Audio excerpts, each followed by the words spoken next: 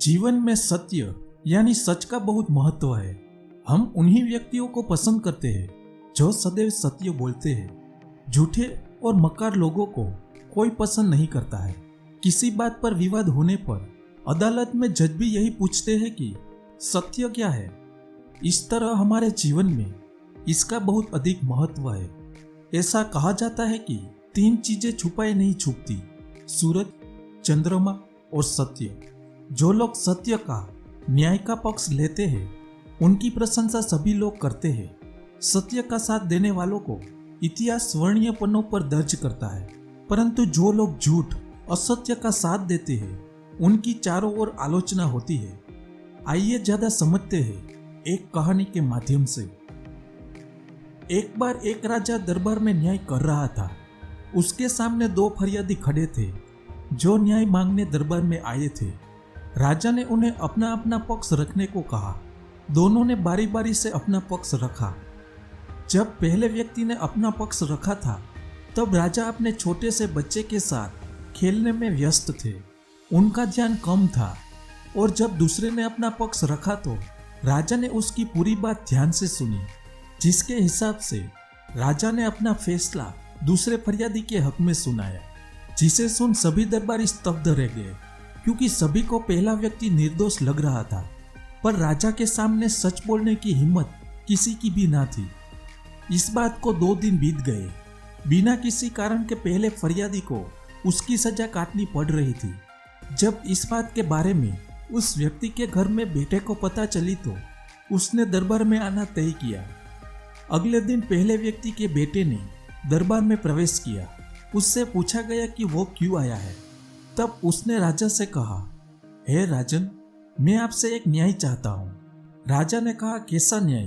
तब उसने कहा, एक राज्य है जहाँ मेरे पिता अपनी फरियाद लेकर गए थे और उन्होंने अपना पक्ष रखा, लेकिन राजा उनकी बात सुनते वक्त सो गया। और जब उठा तो राजा ने दूसरे व्यक्ति की बात पूरी सुनी और उसी के हक में फैसला सुना दिया। हे राजन, अब बताइए कि क्या यह फैसला सही है और ऐसे समय फरियादी और दरबारी को क्या करना चाहिए? तब राजा ने उत्तर दिया, फैसला बिल्कुल सही नहीं है और ऐसे वक्त में दरबारी और फरियादी दोनों को राजा को सही बात बोलनी चाहिए, क्योंकि फरियादी का बिना बात के दंड सहना पाप है और दरबारी भी न्याय का हिस्सा है। राजा कोई भगवान नहीं है, उससे भी गलती हो सकती है। ऐसे में दरबारी को राजा को अपना दृष्टिकोण देने का पूरा हक है, क्योंकि किसी भी न्याय पर पूरे राज्य की प्रतिष्ठा निर्भर करती है। यह सुनकर सभी दरबारी का सिर लज्जा से झुक गया। राजा की बात खत्म होने पर फरियादी के बेटे ने राजा से कहा, हे राजन, वह राजा आप है। आपने ही मेरे पिता को सजा दी है। जब वे अपना पक्ष आपके सामने रख रहे थे, आप अपने पुत्र के साथ खेलने में व्यस्त थे और इसी कारण आपने पूरी बात नहीं सुनी और आपके सामने बोलने की हिम्मत किसी की न थी, जिसके परिणाम स्वरूप पिछले 2 दिनों से मेरे पिता सजा भुगत रहे हैं।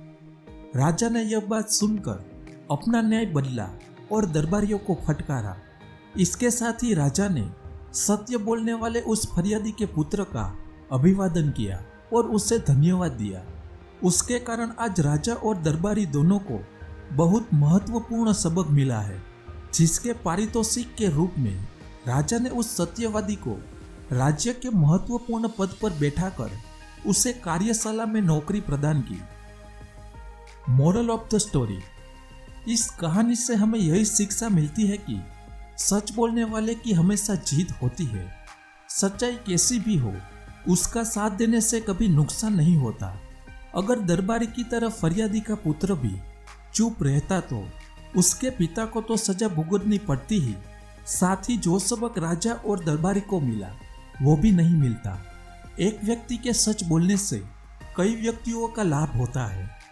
कहानी से यही सबक लेना चाहिए कि हम सदैव सच बोले और साथ ही जिस तरह से राजा ने सत्य को स्वीकार कर अपनी भूल को ठीक किया, उसी तरह हम सभी को अपनी गलती स्वीकारने में शर्म नहीं करनी चाहिए। उसे स्वीकार कर, उसे ठीक कर, उससे सबक लेनी चाहिए।